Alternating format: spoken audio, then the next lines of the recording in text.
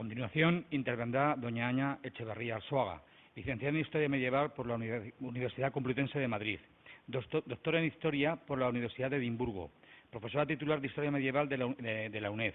También ha sido profesora de visita en el Programa Internacional de Español en Madrid de la Universidad de Nueva York.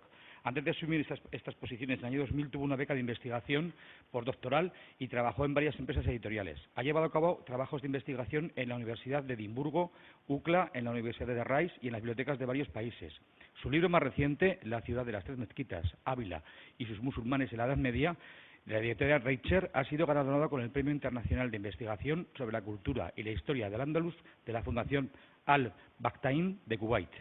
Investigadora visitante en la Universidad de Ruhr en Bonn, Alemania, durante el año 2011-2012 y durante el pasado año, el pasado curso 2015-2016, disfrutó de una beca de profesora visitante en la Universidad de Constanza.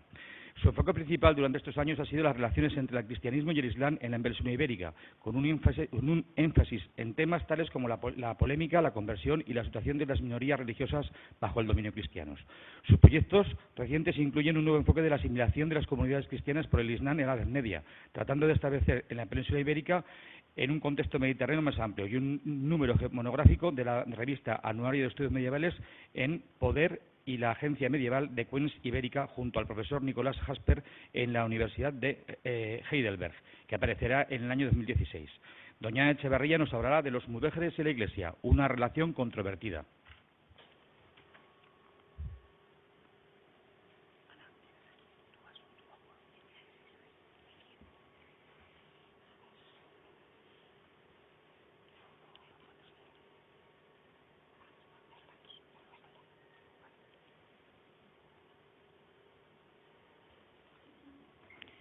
Muchas gracias. Es un placer estar aquí otra vez. Esta vez para dar una conferencia, no para examinar, que siempre es mucho más grato todavía. La labor es mucho más agradable. Yo querría, aprovechando que nos reúnen aquí los homenajes a varias personas, añadir un nombre más a los que ya hemos mencionado: Agustín San Miguel, María Jesús Buil. A mí, el profesor que me enseñó Historia del Islam, entre otros, pero uno importante, fue Juan Antonio Souto. Juan Antonio Souto dedicó algunos de sus mejores años a las excavaciones y al estudio del recinto fortificado de Calatayud. Algunas de las cosas que yo les voy a contar aquí hoy, precisamente las investigué con motivo de un libro que le hicimos como homenaje cuando, desgraciadamente y muy joven, falleció. Él fue profesor en Zaragoza primero, después en la Complutense de Madrid. Y bueno, pues con él también yo hice mis primeros viajes de Historia del Islam, y es una persona a la que recuerdo pues entrañablemente y que también nos dejó demasiado pronto. Entonces, pues un brindis también desde aquí a él, porque probablemente nunca me hubiera metido a indagar qué pasó con los mudéjares en Calatayud en los primeros años si no hubiera sido porque pensé que para Juan Antonio Souto había que hacer un homenaje que de alguna manera mencionara Calatayud. Y bueno, pues espero que también les resulte interesante a ustedes. El tema que nos ocupa hoy puede parecer un poquito raro por dos razones. Primero, porque no es evidente que las minorías religiosas, sobre todo la islámica, mantengan una relación estrecha y hasta cierto punto incluso cordial con la Iglesia y sus autoridades, lo que en efecto ocurrió más allá del discurso polémico habitual en las fuentes, ese que todos conocemos.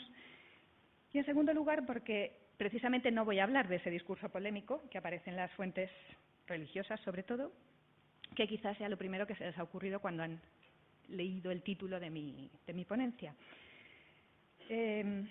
Yo quiero hablar de otras cosas, de otras perspectivas. Quería ampliar un poquito lo que nos decía el profesor Sarasa sobre esa conveniencia y hasta qué punto pues, hay formas, no sé si decir de diálogo, de imposición o formas de relacionarse que superan la barrera religiosa. Y, bueno, de alguna manera también lo que buscaba era responder. Yo soy historiadora, como llaman ahora, de las fuentes. Yo no me dedico a la historia del arte, pero siempre me preguntan cómo es posible que los musulmanes construyan estas iglesias cristianas.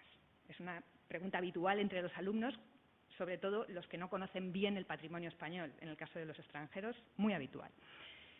Evidentemente, desde el punto de vista artístico, esta pregunta se ha respondido más que de sobra por el profesor Borràs, todos sus discípulos, muchos de los que están aquí, pero también desde el punto de vista de la historia medieval, a la que yo me dedico, creo que habría que explicar cómo se fragua esta relación. ¿Por qué hay esta relación? ¿Por qué hay esta proximidad? ¿Por qué se puede acudir a los mudéjares como personas que te hagan una iglesia cristiana? ¿Por qué? ¿Por qué un sacerdote va a ir a un mudéjar y le va a decir, hazme esto? O sea, ¿qué hay ahí detrás? Desde el punto de vista de la historia general, de la gente, que puede facilitar, digamos, este acceso a esa persona que teóricamente no tendría que estar ahí. Vamos a hablar, o voy a hablar sobre todo de las primeras etapas de esta relación, las menos estudiadas hasta ahora, pero que creo que sientan las bases de lo que ocurre después. Esta es una relación, como nos decía Esteban Sarosa, muy larga, y no es igual en todos los momentos. Entonces yo voy a empezar un poquito por el principio. La relación entre los mudéjares y la Iglesia comienza, tanto en el Reino de Castilla como en el de Aragón, con los primeros avances, como hemos visto, de la conquista cristiana. Y comienza, como no, entre otras cosas, por cuestiones de conveniencia, por un motivo económico. Ojo, no es solo este motivo, no quiero que piensen, por lo que voy a decir hoy, que todo tiene que ver con la economía, no necesariamente, pero es evidente que el motivo económico es importante. Y el motivo que a mí me ha preocupado esta vez son las décimas, los impuestos religiosos que deben pagarse a la Iglesia en los territorios conquistados, que plantean muchísimos problemas a partir de la segunda mitad del siglo XII, tal como han estudiado pues, numerosos especialistas, mencionar a Lacarra, a Catlos, recientemente Thomas Barton. En fin, estos impuestos, ¿por qué nos preocupan aquí? Pues porque estos impuestos se hacen extensivos no solo a los cristianos, sino también a los musulmanes, a trabajadores musulmanes que presuntamente, por su religión, no deberían hacer frente a estos pagos. Las reclamaciones se suceden en las sedes de los obispos, tanto en Aragón como en Castilla, y lo que es un asunto, en teoría, entre cristianos, en realidad pasa a afectar también a los musulmanes que quedan en los valles del Ebro y del Duero. Les he puesto aquí una pequeña explicación de qué entendemos por diezmo. Esta está tomada de las partidas. El diezmo, en principio, se entiende como la recaudación de una décima parte de toda forma de producción, sobre todo los productos de la tierra, la minería, el ganado, en beneficio del clero y de los pobres y para mantenimiento de las iglesias. Esta, digamos, definición básica, es muy básica, tiene una serie de cambios a lo largo de la Edad Media. Las primeras prescripciones sobre el diezmo aparecen en el siglo V, nada menos, pero sobre todo, a partir de los pontificados de Alejandro III e Inocencio III, se establece la universalidad del diezmo eclesiástico, llamado décima en algunos textos. Es decir, todo cristiano tiene que pagar el diezmo, que se convierte en el símbolo del dominio universal de la Iglesia que afecta a toda la cristiandad.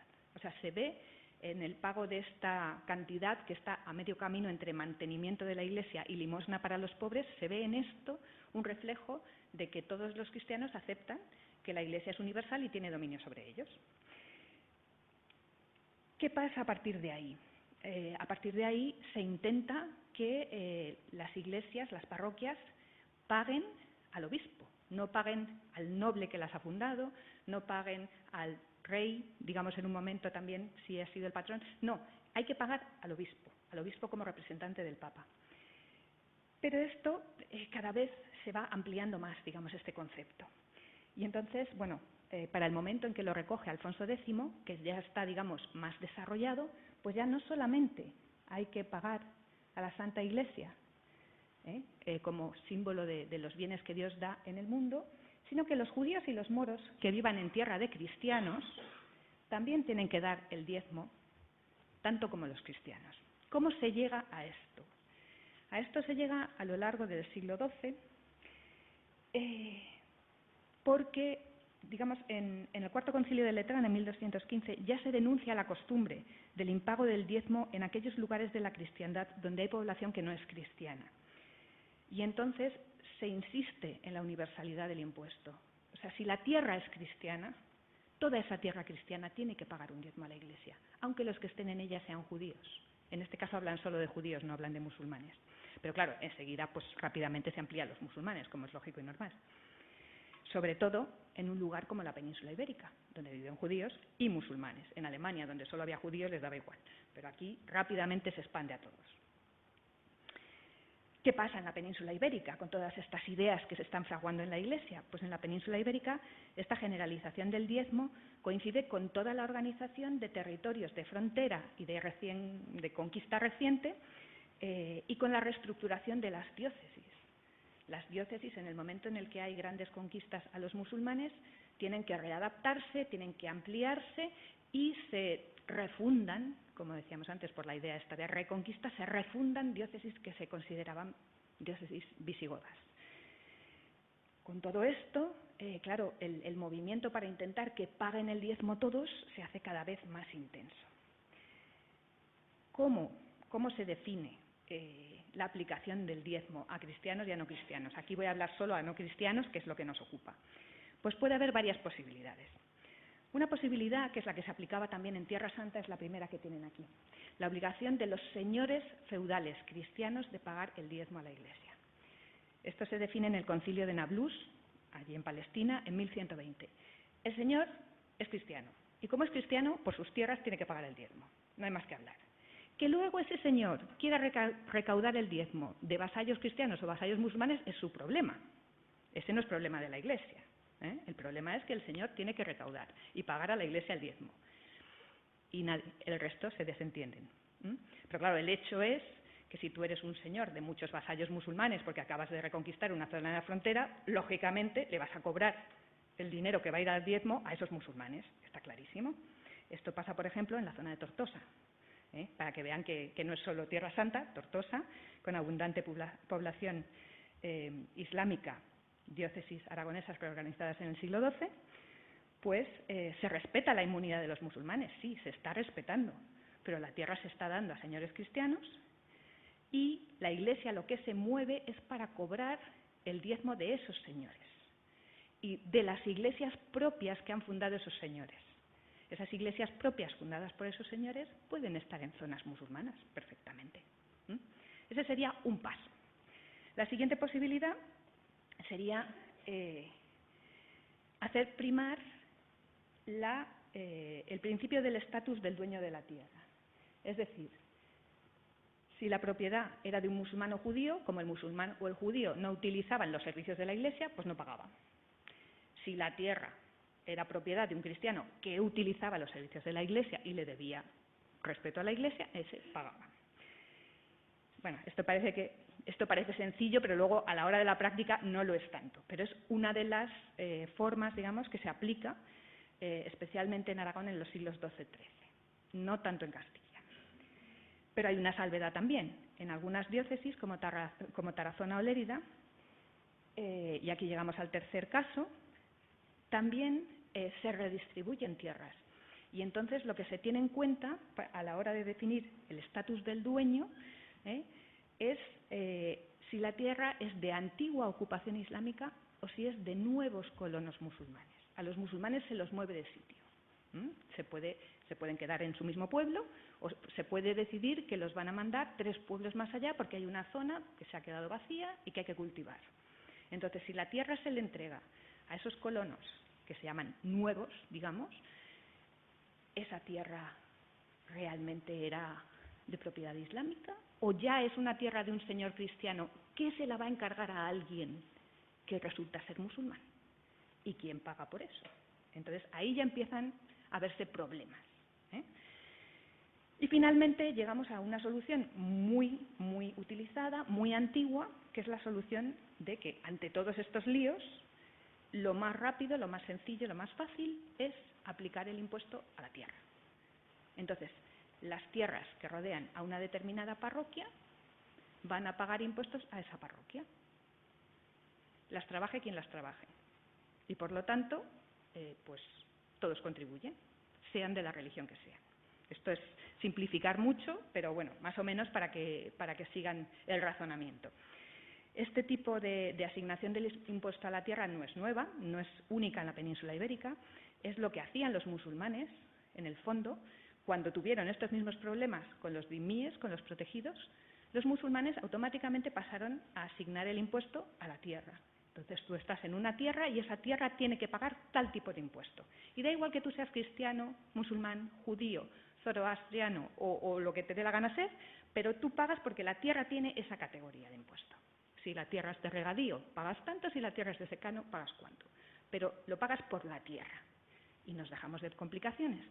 Pues de alguna manera esto se adapta también en la península ibérica y se aplica sobre todo en el Reino de Castilla, no tanto en el Reino de Aragón. ¿Por qué? Yo ahí primero no soy especialista en impuestos, porque a mí los números no me van mucho, pero una de las razones que se me ocurre es que normalmente las tierras que sufren este problema del pago de los diezmos de musulmanes, cuando se plantea el problema en el siglo XII-XIII, las tierras de Aragón han sido conquistadas antes y aplican soluciones muy conservadoras respecto, vamos a decir de alguna manera, respecto a la persona. O sea, no hay esta dinámica de traspaso a la tierra. Se ve que los derechos son mucho más aplicados a la persona. En Castilla no. En Castilla muy rápidamente se pasa a la cuestión de la tierra. Por lo que sea, a la administración castellana les iba más esta forma de gestionar. Habría que ver también, bueno, por supuesto, en cuanto empiezan a plantearse estas cuestiones, hay resistencia. O sea, los musulmanes y los judíos no quieren pagar, lógicamente, dicen que ellos no son cristianos y por lo tanto a ellos no les va nada en esta cosa. Y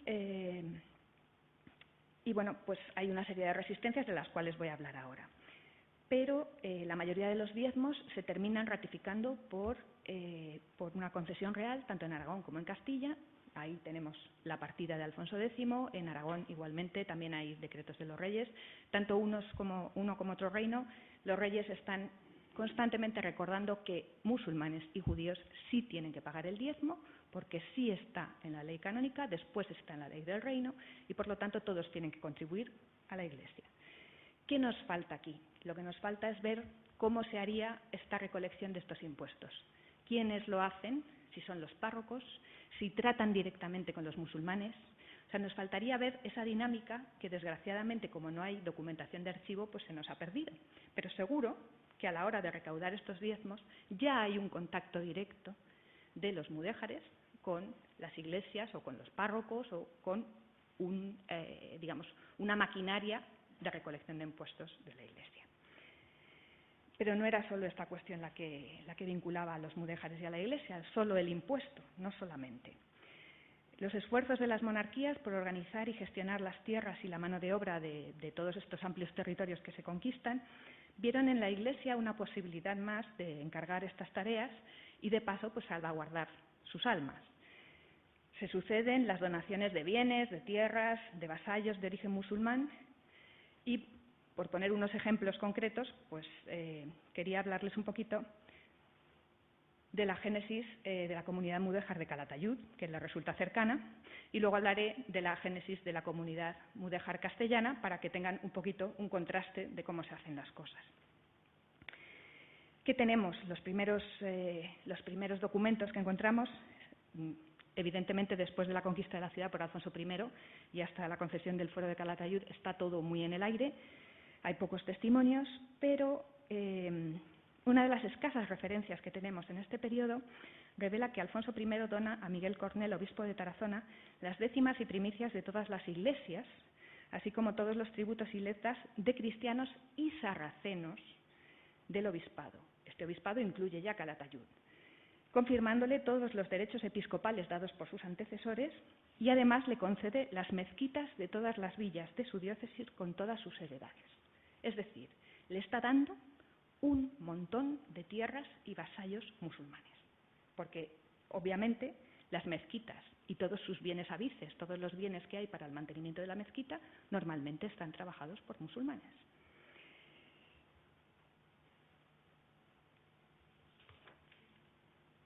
Luego hay un momento de confusión que les he señalado ahí simplemente por curiosidad, porque no he conseguido encontrar ningún documento castellano que nos hable de esta zona en esa época.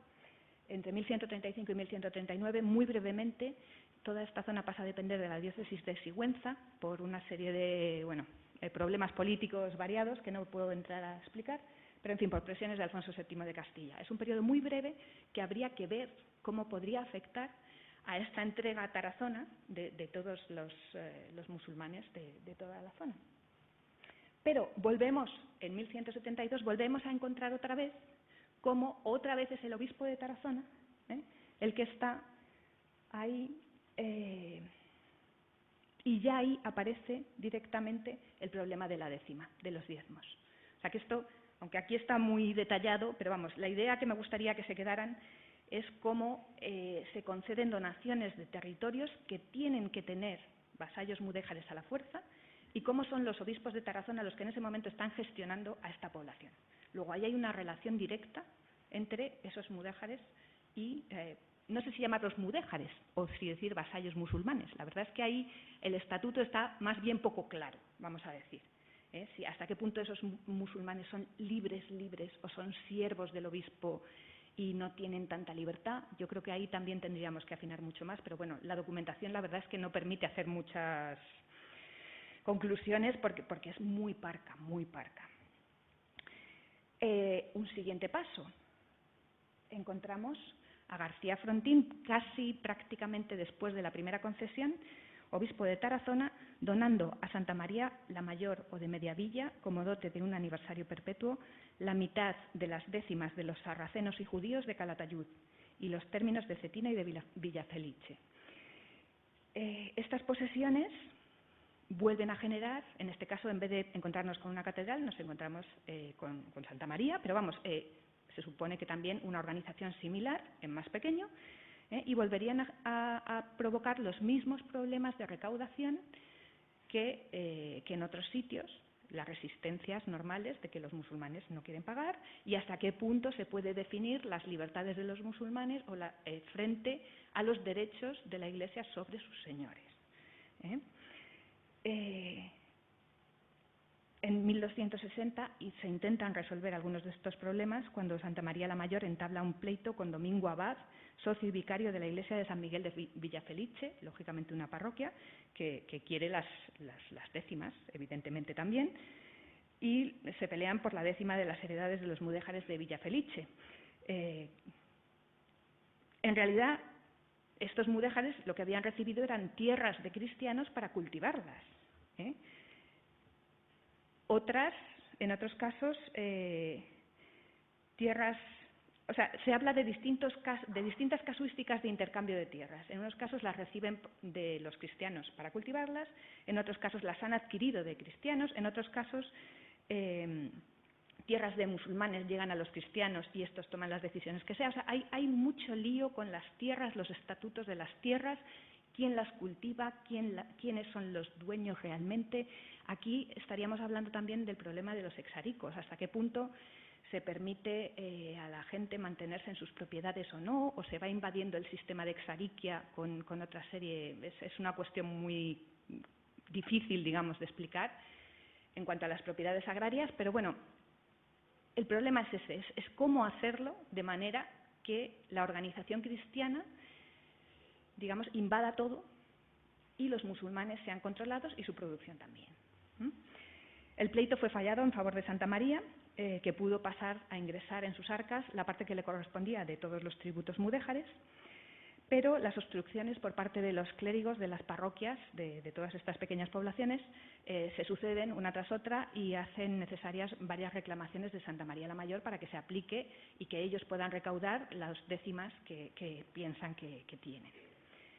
Durante el reinado de Jaime I, y una vez terminada la conquista de Valencia, lo que pone ya la frontera aragonesa, digamos, muchísimo más al sur y aleja de alguna manera las preocupaciones inmediatas de la frontera de la zona, se realizan una serie de permutas que ponen a algunas de las principales morerías del territorio bilbilitano bajo la autoridad de otras instituciones eclesiásticas, como por ejemplo el monasterio de Nuestra Señora de Piedra, lo que facilitaba la gestión y mejoraba la división administrativa del reino. El monasterio de Piedra, junto con la diócesis de Tarazona, empieza así a controlar más musulmanes, digamos. Bueno, por supuesto el Santo Sepulcro tiene también los suyos, pero no voy a entrar ahí porque ya sería mucho más complejo todavía. El problema es que la cesión a los monjes del monasterio de Piedra de la fiscalidad de los musulmanes de Terrer suscita también nuevos pleitos y nuevos desencuentros, digamos, entre el obispado, Santa María y el monasterio.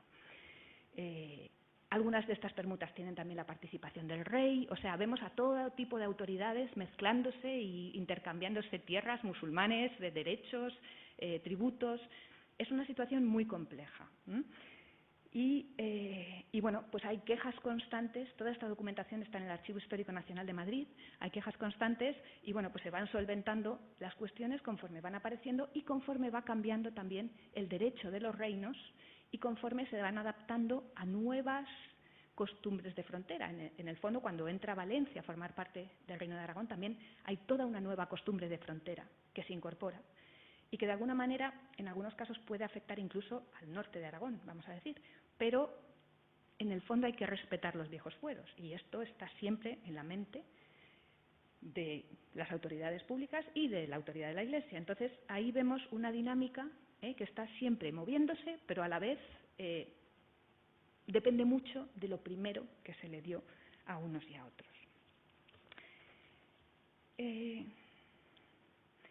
El movimiento se da del rey a las instituciones eclesiásticas y de las instituciones eclesiásticas también al rey.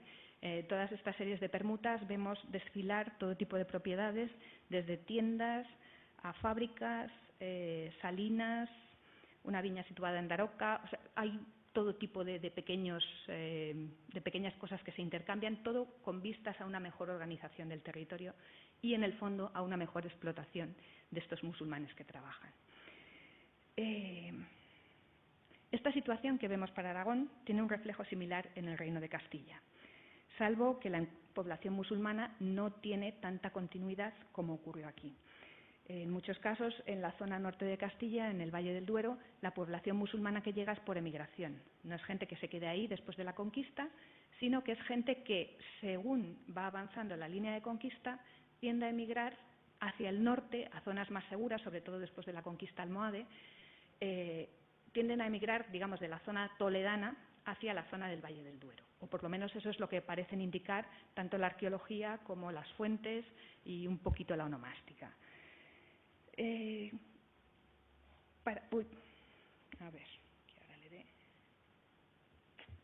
Para encuadrar a la población musulmana que se estaba instalando en las ciudades de la vertiente norte del sistema central, como Ávila, Arévalo, Segovia o Palencia, Alfonso VIII recurre entre 1177, o sea, nos movemos en el mismo periodo del siglo XII, y 1199, a la donación de sus derechos sobre mudéjares junto con la labor de reorganizar el territorio a las dos instituciones más poderosas entonces en el Reino de Castilla, que son las órdenes militares y la Iglesia, una vez más. Esta política luego sería confirmada por Fernando III a la hora de emprender las conquistas de Andalucía. El mecanismo que utiliza Alfonso VIII fue la exención del pago de los impuestos reales habituales, en los pechos, la fonsadera y la facendera, a todos los mudéjares. ¿Y a cambio de qué? O sea, los mudéjares dejan de pagar al rey a cambio de que paguen el diezmo eclesiástico. Es un intercambio, digamos, de impuestos, pero eso hace pasar a estos musulmanes a depender directamente de los obispados. Aquí en el mapa pueden ver un poco, bueno, las divisiones pequeñitas, no les hagan mucho caso, son divisiones comarcales actuales, pero pueden ver las principales zonas del Reino de Castilla donde los musulmanes dependen de los obispados. Del obispado de Palencia, del obispado de Segovia, del de Ávila, el obispado de Plasencia, que es un desgaje del obispado de Ávila que se hace en el siglo finales del XII, en la Transierra de León, o sea, que pilla toda la zona de Extremadura, eso es parte del Reino de León, pero se observa también el mismo fenómeno, en la zona de Cuenca e incluso en la zona de Toledo en algunas poblaciones. En la zona de Toledo sería interesante, por ejemplo, el caso de Talavera de la Reina, porque le pasa lo mismo un poco que a Calatayud. Talavera tiene una iglesia colegiata, que también se llama de Santa María, y son los canónigos de Santa María de Talavera los que tienen la responsabilidad sobre los musulmanes de la zona. O sea que yo creo que estudiando las dos ciudades en paralelo sería interesante porque tienen una dinámica muy parecida. Esto lo tenemos solamente, vamos a ver, la carta de donación de los musulmanes al obispado, musulmanes vasallos y musulmanes libres que estén en el obispado, solo la tenemos para la ciudad de Palencia. Las otras no se han conservado.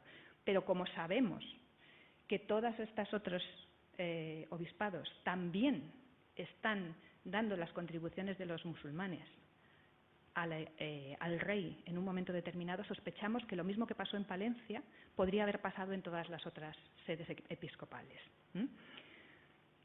Por ejemplo, en 1177, Alfonso VIII dispone que tanto los musulmanes como los judíos de Valladolid paguen a la Iglesia de Santa María, en este caso es otra colegiata porque Valladolid no tiene catedral todavía, el 10º del producto obtenido en todas las heredades que recibiesen o comprasen en la ciudad y en su término. O sea, vemos documentación todo el tiempo de los reyes insistiendo en esto. Y todos les quitan los impuestos reales e insisten en que paguen el diezmo. Se convierte en una especie de impuesto sustitutorio de los impuestos reales. O sea, ya no estamos hablando de un impuesto por religión, es un impuesto del reino, de alguna manera.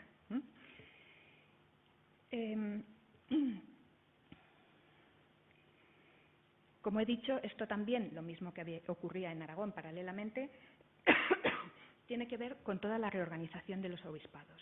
O sea, lo que está claro es que el rey está dando a los obispos una mano de obra, una capacidad de gestión de esa mano de obra y una capacidad de imponer sus impuestos directamente a esa mano de obra, pero también de recaudarlos. ¿Y cómo beneficia esto al rey? O sea, el rey en realidad está perdiendo de alguna manera poder sobre los musulmanes.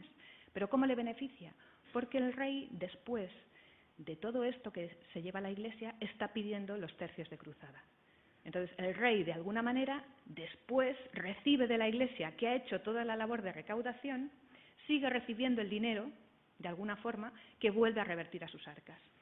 ¿Esto por qué se explica? Pues evidentemente en unas épocas muy difíciles en las que el rey se pasa prácticamente toda la vida en la frontera y no tiene tiempo de organizar el reino, lo que está haciendo es poner en manos de los obispos la capacidad organizativa y administrativa para que los obispos después respondan con los fondos que él necesita para la guerra. O sea que es un toma y daca de alguna manera, pero entre medias de todo este toma y daca, ¿quién se encuentra? Pues en el fondo los cristianos, por supuesto, pero los pobres mudéjares que han quedado atrapados entre dos fuegos de alguna manera, entre los musulmanes que están en el sur, los cristianos donde viven y la Iglesia que está organizándolo todo.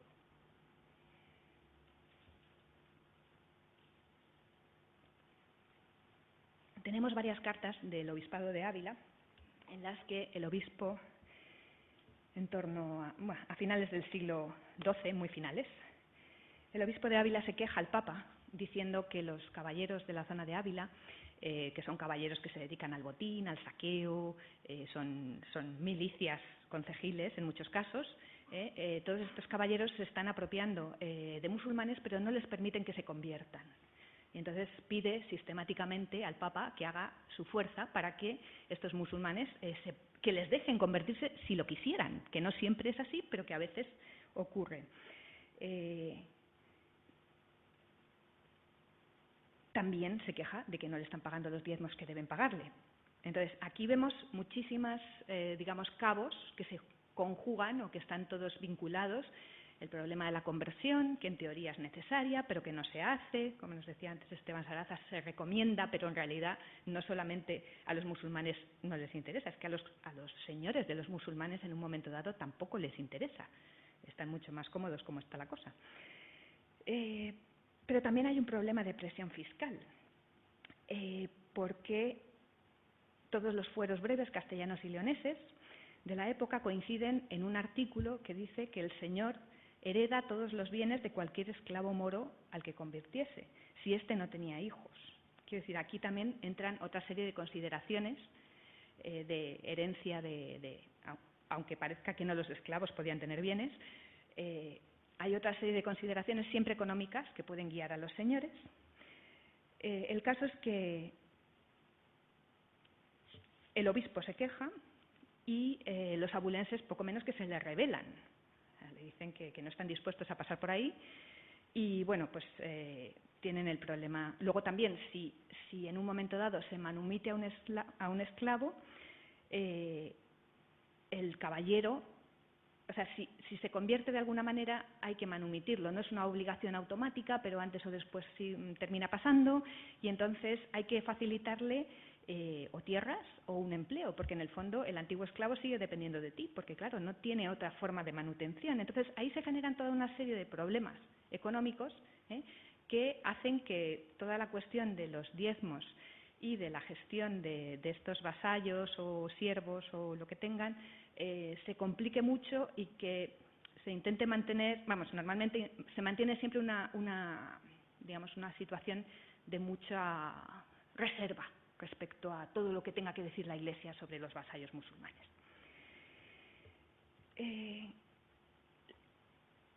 Aquí tienen, por ejemplo, algunas de las construcciones de algunas de las iglesias. Se las he traído más que nada porque, aunque conocen muy bien el mudéjar aragonés, todas estas construcciones que se generan en los pueblos de la zona castellana, en zonas donde se está recaudando diezmo de moros, son zonas que no se sabe hasta qué punto están islamizadas, no están islamizadas, unos dicen que sí, otros dicen que no, pero esta es la apariencia de las iglesias de la zona.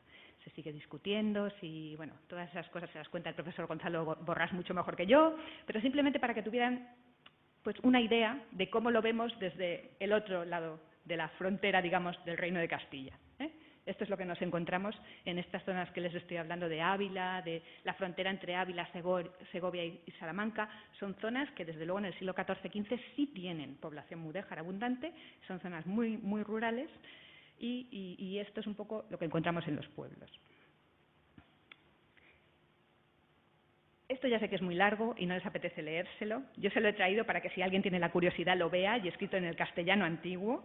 Lo que les quería contar con este documento es que en Castilla, probablemente también aquí, lo que pasa que yo no he tenido ocasión de meterme en la documentación por ejemplo, de Calatayud o de algún otro sitio de Aragón, en Castilla, cuando se produce la separación entre lo que llaman la mesa episcopal y la mesa del cabildo, es decir, los bienes que tiene el obispo propiamente él y los bienes que tiene el cabildo de la catedral, es decir, los miembros, los canónigos que son miembros del cabildo, se producen una serie de ajustes en la percepción de los tributos que recibe la sede.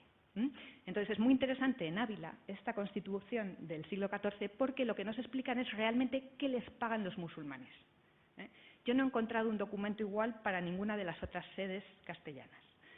Ya digo que en Aragón no sé si lo tienen o no, pero vamos, es muy gráfico porque, pues por ejemplo, en el 1, 2, 3, 4, pues te dicen las fanegas que son, cómo lo dividen entre el cabildo, entre el prestamero, entre el clérigo, los arcedianos, o sea, vemos toda la estructura jerárquica de la catedral, quién va cobrando qué y qué cantidades exactas pagan los pobres musulmanes a unos y a otros. Y todo muy bien explicadito. Hay cuentas en las catedrales que efectivamente hablan de esto. Normalmente son pagos muy sencillos, se pueden hacer en gallinas, se pueden hacer en fanegas de cereal, los ganados. Y luego, a su vez, digamos, la mesa, en este caso del cabildo, va a ser la que va a distribuir todo esto entre todas las distintas autoridades que tiene la Iglesia y les va a ir dando lo que les corresponde a cada uno. Realmente muy complejo, muy técnico y, evidentemente, con contadores que saben muy bien lo que están haciendo. Esto es para que se den cuenta de que lo que nosotros vemos a grandes rasgos a través de los documentos del 12 y del 13, en realidad, cuando uno llega a la catedral y ve los documentos, ellos sí tienen muy claro quién les paga, qué les paga y a quién va a ir aquello. Muy clarito.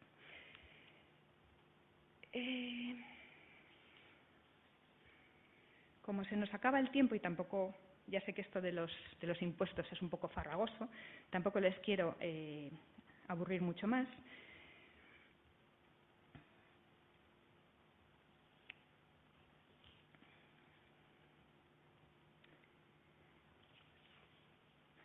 Todavía no llega al final.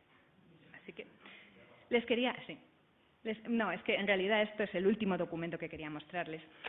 Y lo que quería de alguna manera es explicar, si se puede, a muy grandes rasgos, cómo se observa en las siguientes etapas. Yo he hablado de un momento, digamos, muy inicial. Cómo se observa en las siguientes etapas, en los siglos XIII, XIV, XV, la relación entre cabildos, obispos, mudéjares. Con la constitución de los concejos y el reconocimiento jurídico de las aljamas y las morerías como digamos, entes con un cierto nivel respecto al concejo, este proceso todavía, al menos para Castilla, no lo tenemos bien engarzado. porque vemos que hay vasallos de las iglesias, pero luego observamos que hay muchos mudéjares libres en las mismas zonas, pero no sabemos cómo pasan de una cosa a la otra. Y no queda muy claro de qué manera ganan, digamos, libertad, porque la ganan. O sea, lo que está claro es que ganan libertad en el siglo XIV y XV, pero cómo es el proceso jurídico y cómo van las tornas en ese cambio de derecho, todavía para mí no está muy claro. Pero lo que sí se ve es que en los siglos XIV y XV las aljamas mudéjares tienen mucha más capacidad de negociación, a pesar de las limitaciones, que siempre las hay, pero se les ve que, de alguna manera, cuando ha habido las tremendas pérdidas demográficas, pues sean por la peste, sea por la guerra de los dos Pedros, que en esta zona afecta muchísimo, no hay más que ver la cantidad de perdones que emite Pedro IV a aljamas de toda la zona esta fronteriza por haberse involucrado a favor de Pedro I de Castilla en la guerra, pero luego, claro, el territorio queda bajo dominio aragonés y entonces él tiene que rápidamente, si quiere que esos mudéjares no se le vayan y si quiere que le sigan trabajando las tierras, tiene que inmediatamente, o sea, se ve que muchas aljamas en realidad se pasan a Pedro I, pero luego necesita esa mano de obra. Y Pedro IV no hace más que emitir en la colección de cartas de las aljamas, no hace más que emitir perdones, para que se queden, por Dios, que se queden, que no se me vayan, porque es que no tengo con quién cultivar las tierras. Este tipo de problema lo que da a los musulmanes es una operatividad. Pueden negociar con el rey, pueden negociar con la Iglesia si están en una tierra de la Iglesia, pueden conseguir cosas. Entonces lo que se ve entre el XIV y el XV es que han conseguido cosas. Son mucho más libres, diría yo, que en el XII y el XIII. El sistema general también ha cambiado, claro. Entonces, conforme se difumina de alguna manera el vasallaje mudéjar, incluido el vasallaje mudéjar a las iglesias, cada vez se ve más participación de musulmanes realmente libres, mudéjares, lo que llamamos mudéjares, digamos, entre comillas, fetén. Muchos más oficios trabajando para la Iglesia, pero de forma asalariada, negociada, de otro tipo de relación, digamos. Evidentemente podemos hablar de redes de patronazgo y de clientela, de lo que nos hablarán más tarde. Evidentemente podemos hablar de modas, pues si se lleva este estilo arquitectónico o este estilo de decoración, pues vamos a coger al que nos lo puede hacer, evidentemente, pero hay otra serie de indicios, digamos, en los que vemos que no es solo eso. Por ejemplo, la documentación masiva de musulmanes alquilando viviendas a los canónigos de los cabildos, tanto de iglesias colegiatas como de catedrales. Esto no es una cosa de moda, esto es una cosa de conveniencia absoluta. O sea, los canónigos tienen en una ciudad un montón de casas, porque normalmente o se las donan, o las han comprado, o eran suyas y fueron a la iglesia con con esos bienes. Tienen muchas casas y ellos no tienen familia por definición. O sea, tienen familias colaterales, pero ellos no van a fundar una familia. ¿Qué hacen los canónigos? Alquilan esas casas. ¿Y a quién las alquilan? A miembros de la familia más alejados, o a musulmanes o a judíos. O sea, el hecho de que todos estos contratos se encuentren en las ciudades castellanas seguro, y podría decir seguramente que aragonesas también, en los siglos XIV y XV quiere decir que hay una relación activa y hasta cierto punto fácil. Son contratos firmados delante se conservan ahora mismo en los protocolos notariales, en los libros de notarios cristianos, o sea que todo el mundo es consciente de quién está haciendo el contrato. Pagan exactamente igual los musulmanes. Los judíos pagan lo mismo que los cristianos, según si la casa es mejor o la casa es peor, no hay más que hablar. Este tipo de relaciones tan diarias, tan fáciles, tan evidentes, no son de moda o de vamos a buscar un objeto de lujo, cosas así. Entonces, todo esto facilita, de alguna manera, pues todo tipo de contactos y todo tipo de intercambios. No hay ninguna exclamación de «oh, ha alquilado su casa a un musulmán». No, esto es natural. Hasta tal punto que en Ávila, en el momento en que en 1480 se establece que los musulmanes van a salir de todas las zonas de la ciudad donde vivían. O sea, no había un gueto, ni había una morería, ni estaban distribuidos por todos los barrios, en casas del cabildo. Y cuando deciden que los tienen que juntar en una morería, porque así lo dicen las Cortes de Toledo y los reyes católicos, lo que se hace es negociar con el convento del Santi Spíritus, que tiene un montón de tierras en la zona baja de la ciudad. Y entonces a todos los musulmanes de la ciudad de bueno, a todos no, se mantiene una de las antiguas morerías, pero al resto de los mudéjares que vivían en la zona alta de Ávila, lo que se les da es acceso a todas estas tierras del monasterio de Santi Spíritus para que construyan sus casas en una nueva morería. Y se les dice en los contratos, y les damos estas tierras en los mismos términos que tenían ustedes firmados con los canónigos de la catedral. Ahí queda eso. Y aparece sistemáticamente en todos los contratos lo mismo. Y hay unos cuantos contratos. El caso es que en vez de convertir a los musulmanes, cosa que la teoría de la Iglesia debería haber hecho, la realidad nos habla una vez más de que la conveniencia de establecer relaciones productivas, económicas, etcétera, con ellos es lo que prima. Y es una de las razones por las que el mudejarismo fue posible. Muchas gracias.